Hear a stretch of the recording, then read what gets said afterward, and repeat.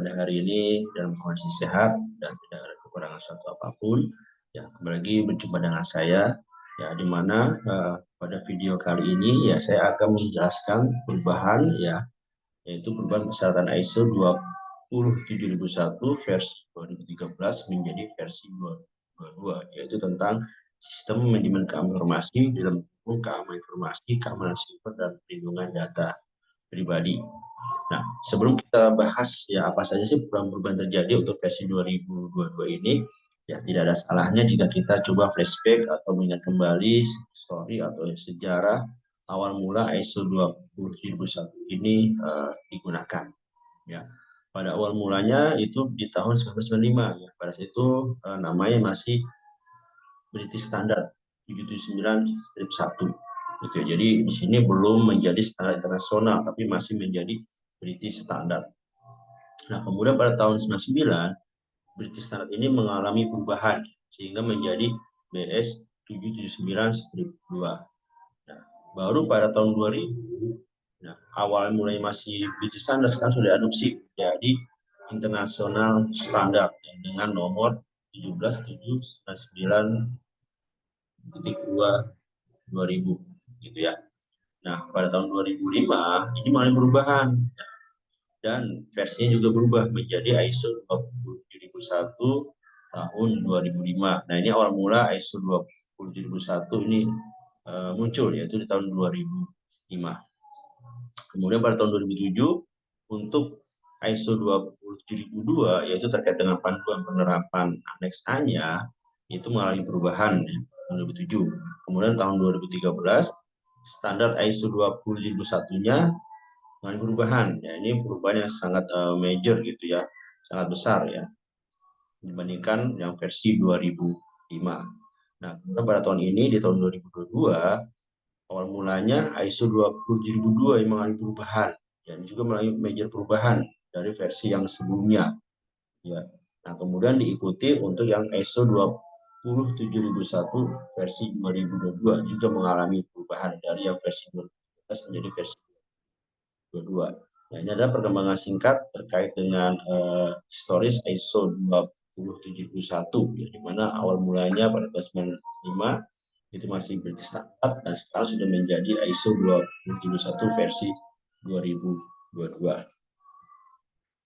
Nah, kemudian Badan ISO itu sudah melakukan survei di tahun 2021, gitu, tepatnya di 30 Desember 2021, mengetahui berapa sih total serikat yang valid di negara, ya seluruh negara, ya, sehingga dapatlah total serikat yang valid itu berjumlah 58.600 dengan total jumlah setnya 99.355. Kemudian 15 negara yang memiliki serikat terbanyak itu pertama itu ada China di 18 ribuan, kemudian Jepang di 6 ribuan, dan yang terakhir adalah Turki itu berjumlah 706. Dan sektor-sektor yang paling banyak menerapkan ISO 20001 yang pertama adalah ini yang unknown ya, yang tidak diketahui itu ada 38.009. Diikuti dengan IT 10644, di sektor transport, storage, dan communication itu ada 6.099 sampai dengan sektor yang terakhir 2015 itu adalah machinery dan equipment itu berjumlah 113. Nah, itu adalah sejarah perkembangan ya terkait dengan ISO 20001-nya gitu ya, sampai tahun 2021. Nah, kemudian mana siklus hidupnya? Ya, jadi untuk yang versi ISO IC 2701-2013 itu sudah tidak berlaku lagi, sudah ditarik. Diganti dengan ISO IC 20001 versi 2022. Nah, apa saja sih ya perubahan yang terjadi untuk versi 2022? Ya, pertama terkait dengan judulnya ya.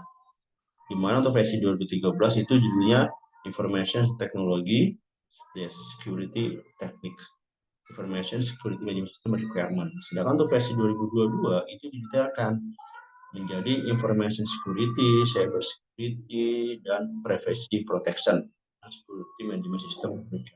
Jadi bukan berarti untuk yang versi 2013 tiga poin ini dikendalikan, tetap dikendalikan di dalam pasal-pasalnya, hanya saja judulnya dibuat secara digital. Kemudian perubahan berikutnya adalah terkait dengan jumlah halaman, di mana untuk versi 2013 halamannya itu sebanyak 23, sedangkan untuk versi 2022 itu cuma halamannya 19, jadi lebih sedikit. Nah, kemudian di versi 2013 khususnya di klausul 6 ya itu hanya terdapat 2 subklausul yaitu 6.1 dan 6.2.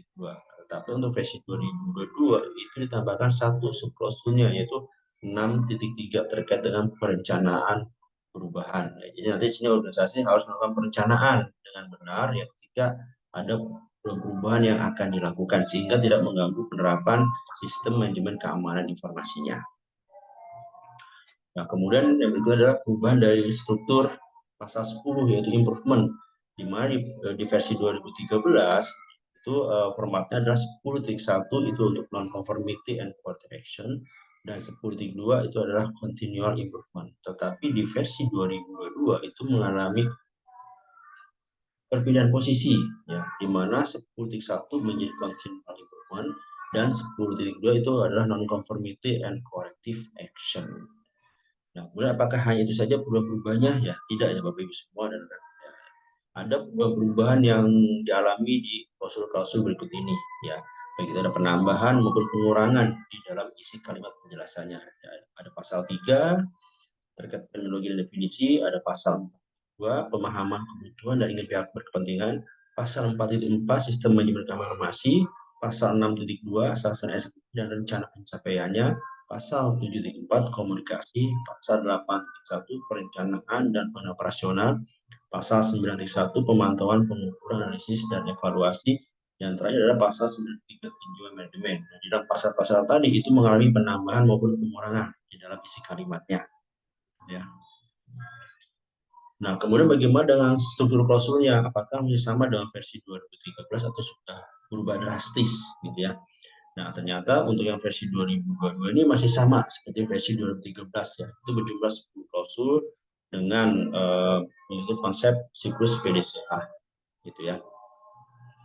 Dan ini juga isinya berubah ya. Kalau sebelumnya adalah high level structure, kalau sekarang isinya menjadi harmonisasi structure. Nah, untuk klausul 4, 5, 6, dan 7 ya, itu masuk ke dalam siklus plan ya. Di mana nanti di pasal 6 ini itu terdapat penambahan pasal baru yaitu 6.3 perencanaan perubahan seperti yang sudah saya jelaskan di slide sebelumnya. Kemudian di klausul 8 atau pasal 8 itu pasal 9 atau pasal 9 itu masuk ke siklus cek, dan pasal 10 atau klausul 10 itu masuk ke siklus act ya, di mana di pasal 10 ini mengalami perubahan posisi atau swap only gitu ya. Jadi ini adalah klausul-klausul yang terbaru ya, itu ISO 27001 versi 2 ya. Jadi hanya minor changes dalam klausul-klausul. Nah, kemudian bagaimana tahapannya ketika Bapak Ibu dan semua akan melakukan upgrading dari versi 2013 menjadi versi 2022. Nah, ini ada beberapa tahapan yang coba formulasikan ya. Yang pertama adalah Bapak Ibu dan rekan semua mengikuti pelatihan untuk ISO 27001 dan ISO 27002 versi 2022 gitu ya. Setelah melakukan pelatihan ini nanti dilakukan gap analisis untuk melihat sejauh mana kesenjangannya ya. Dokumen-dokumen sudah didevelop untuk versi 2013 dengan versi 2022. Nah, setelah itu Bapak Ibu dan semua meninjau ulang registernya dan assessment plan-nya, karena di situ terdapat security control yang diacu gitu ya seperti referensinya, yaitu di ISO 20002 gitu ya. Karena ISO 20002 ini mengalami major changes, ya mau tidak mau nanti register itu harus disesuaikan kembali gitu ya. Kemudian yang keempat adalah meninjau ulang statement of applicability ya, sama seperti register ya. Ini terkait dengan pernyataan kita terapkan atau tidak terapkan ya aneks tersebut ya.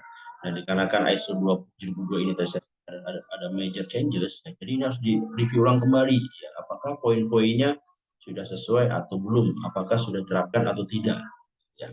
Nah, kemudian setelah 1, 2, 3, 4 gitu ya, sudah dilakukan perbaikan, pemenuhan dokumennya diperbaiki, itu dilakukan penerapan. Setelah itu kita cek apakah penerapannya sudah sesuai atau belum dengan standar ISO yang terbaru, yaitu dengan melakukan audit internal. Nah, kemudian direview ya untuk melihat keefektifannya di dalam tujuan manajemen. Setelah itu dilakukan sertifikasi upgrading. Nah, ini ada 8 tahapan ya yang harus Bapak Ibu dan rekan lakukan ketika akan melakukan upgrading dari versi 2013 ke versi 22. Nah, kemudian bagaimana untuk periodenya? Apakah ketika surveillance di tahun 2023 itu sudah harus masuk ke versi 2022 atau masih boleh versi 2013 gitu ya. Dan kapan batas waktu deadline-nya gitu ya untuk seluruh perusahaan atau organisasi yang sudah versi 2013 harus berubah atau harus transisi ke versi 2022. Ya, jadi sini saya sudah coba buatkan petanya gitu ya, peta transisinya. Ya, kita untuk yang organisasi atau perusahaan sudah mendapatkan sertifikasi ISO 13 gitu ya. Jadi untuk organisasi atau perusahaan sudah mendapatkan ISO 2071 versi 2013 itu masih diperbolehkan gitu ya. Ketika surveillance tahun depan itu masih menganut versi 2013 ya. Itu masih diperbolehkan. Ya, atau bahkan sampai ke tahun 2025 deadline-nya di 1 Oktober gitu ya. Itu masih diperbolehkan, masih menganut ke versi 2013. Tetapi ketika sudah